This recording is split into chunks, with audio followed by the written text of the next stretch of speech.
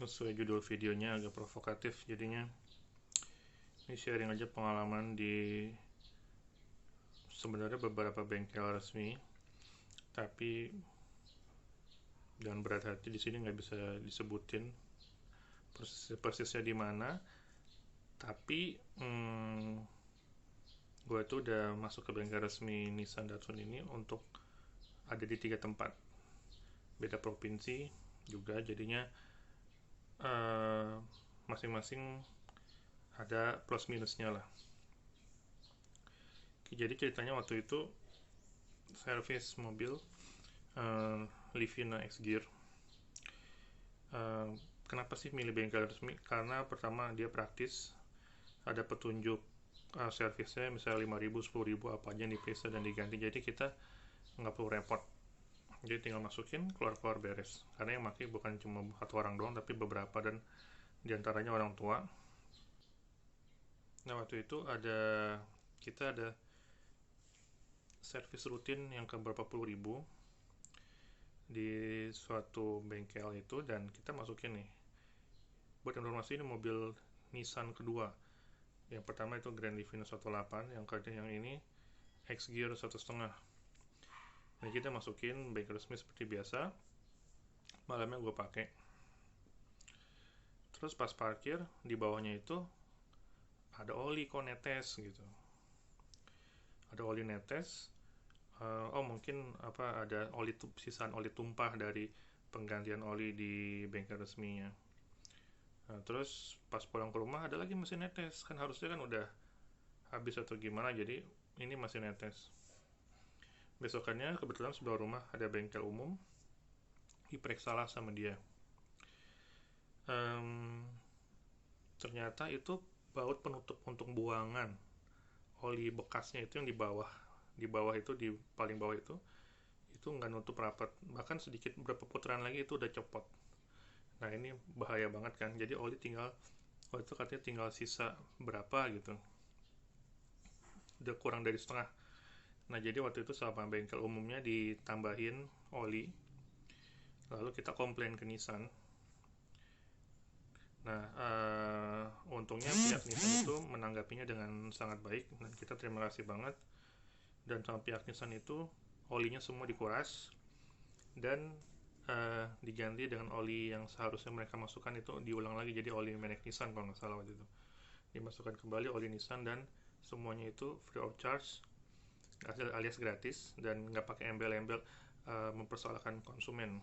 Ini bagus banget, mereka bertanggung jawab atas kesalahannya sendiri, dan ini oke banget.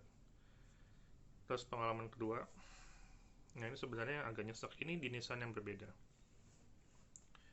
Jadi kita masuk dengan keluhan itu bunyi gluduk-gluduk. Kalau menghajar lubang itu bunyi gluduk-gluduk gitu, di bagian kaki-kaki depan. Mobilnya itu yang Nissan yang pernah gue review. Nah itu kita tadi pilihannya antara ke bengkel umum dan bengkel resmi, tapi kalau bengkel resmi pasti mahal, tapi parts semua ready dan ori. Kalau bengkel umum kadang-kadang diganti sama yang KW dibilang ori, dan juga nggak ada garansi. Oleh karena itu pertama kali kita mau ke bengkel resmi dong. Nah akhirnya ke bengkel resmi, pertama nggak langsung diperbaiki. Jadi karena waktu itu ingat banget, besokannya itu tahun baru, jadi cuma dianalisa, itu bayar 200.000. Katanya shockbreakernya sudah mengeluarkan oli gitu. Lalu setelah tahun baru itu kita masukkan lagi ke bengkel untuk penggantian shockbreaker, dan dikasih bekasnya, dan memang betul, memang shockbreakernya sudah mengeluarkan oli lah, udah bocor. Tapi setelah dipakai bunyinya masih ada. Memang shockbreaker itu yang rusak. Memang shockbreaker itu rusak, tapi bukan itu penyebab utamanya bunyi gluduk-gluduk itu di kaki-kaki. Nah jadinya akhirnya karena udah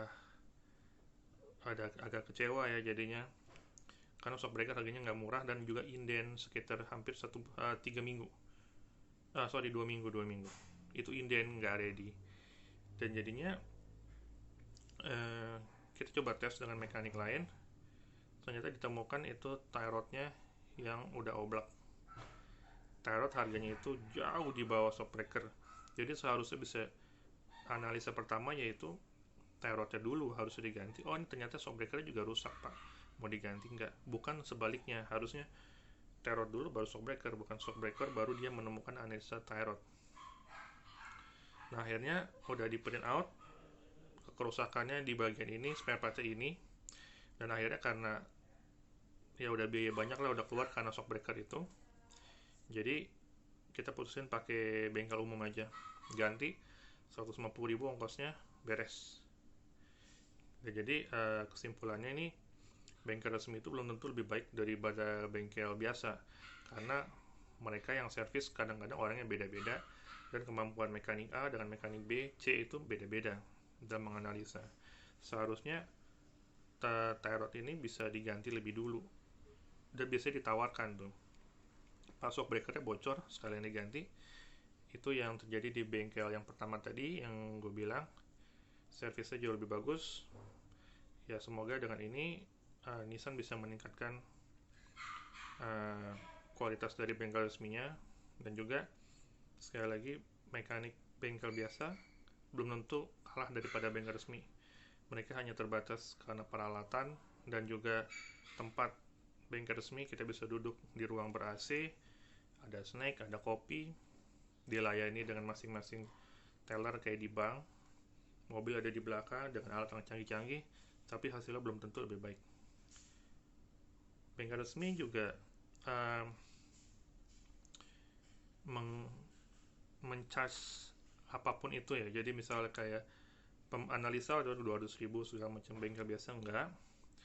Tapi enaknya bengkel resmi itu dia servis sesuai buku panduan. Jadinya seandainya taruh lagi nih, misalnya